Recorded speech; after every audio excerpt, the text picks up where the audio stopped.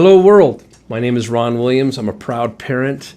I'm with a group here called the Ketones, and we've got a message for the world called the Big Fat Lie. Tiara?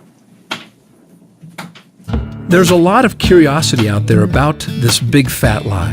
It's a remarkable time in history when ignorance is anything but bliss. Is it possible that this very ignorance is resulting in the sickest generation ever, the fattest generation ever, and the first generation projected to outlive their children? Our children think they're health nuts when it says 10% juice on their candy.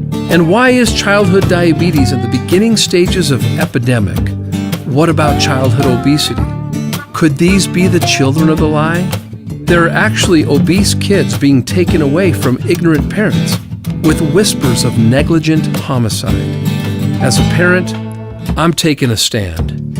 Before understanding this big fat lie, let's go back in time, thousands of years ago, where in each village the people lived on a primal diet, living off the land. If God made it, eat it. This primal diet was the original fast food. They picked it and they ate it. Folk wisdom is very powerful, even intuitive.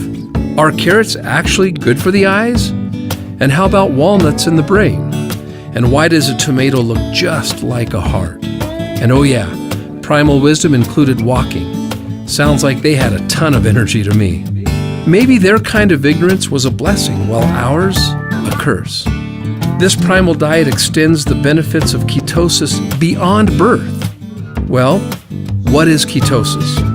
It's where our energy came from burning fat before the man-made invention of packaged carbs we know today.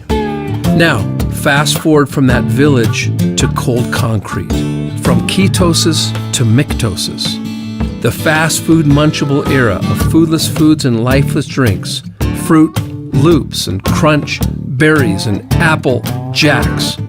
Suddenly the big fat lie is born.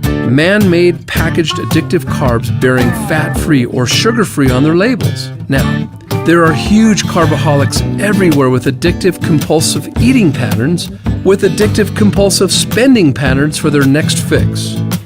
Could it be that carboholic behavior was created in labs, perfecting the carboholic business model? Bet you can't just eat one?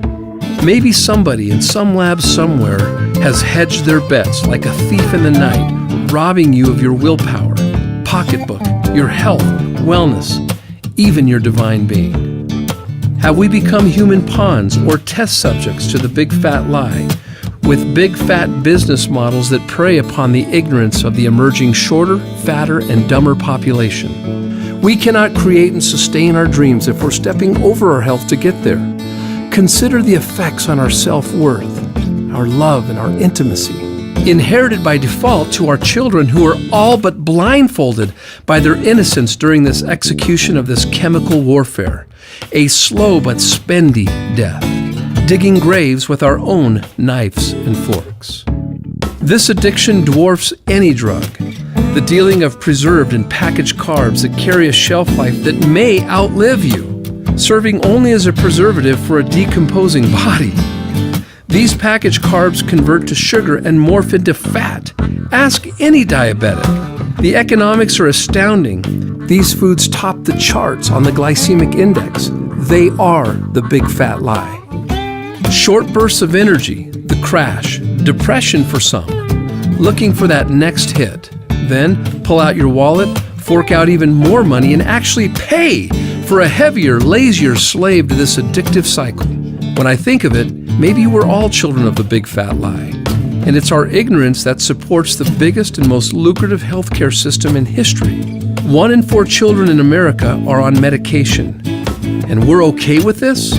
Isn't properly prescribed medicine the third leading cause of death, only after heart disease and cancer? Talk about friendly fire or target practice. This kind of practice they call healthcare, but I'll just say it, it's sick care, a booming business dependent on our ignorance. And oh yeah, practice? Interesting word choice. There are many great doctors and health practitioners who understand that health is our responsibility and that health is a habit, not an event. There used to be doctors on this planet that were only paid when we were healthy. Imagine that. We have to get real by acknowledging the big elephant in the waiting room, the patient.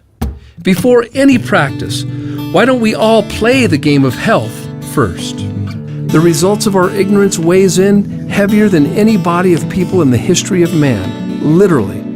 From primal to carnal, from the village to concrete, ketosis to Mctosis. Ignorance? We'll give each other the benefit of the doubt. The big fat lie preyed upon our ignorance. But as of right now, ignorance is no longer an excuse. For me, for you, for our children, or anyone who hears this message, it's now on us. Let's take this lemon and make lemonade. Let's take this fat and make energy. Let's give our joints and organs a rest. Let's bring back all of our beauty and our self-worth. Everywhere you look, there are credible studies that educate us on ketones and general health, energy, cognitive function, and even more serious health concerns that include inflammation and obesity. And you thought these packaged drug-like carbs gave you energy? Fat produces 225% more energy. Maybe that explains why babies are born in ketosis. Tragically, the children of the lie forget as soon as they see that cartoon character's face on their first hit in this carboholic culture. I am a carboholic. My ignorance weighed in at 40 extra pounds. Who knows the price I've paid for my health by my own ignorance? Even the comfortable fashion that comes from comfortable foods. It was all buns and rolls for me. Hundreds of so-called diets have come and gone. Trendy diets that steal life and energy from your future. The irony of this is that it is estimated that the money Americans spend annually on these trendy diets would feed the world's hungry for roughly 2 years. Your health is not a trend. It is as timeless as the sky is blue.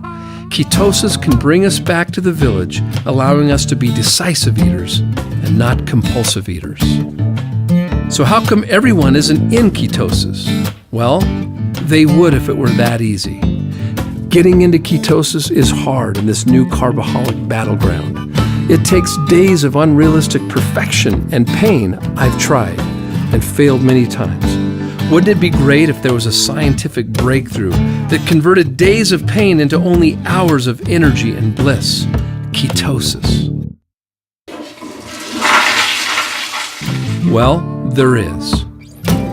KetonX. Come back to the village. Ketopia is the village.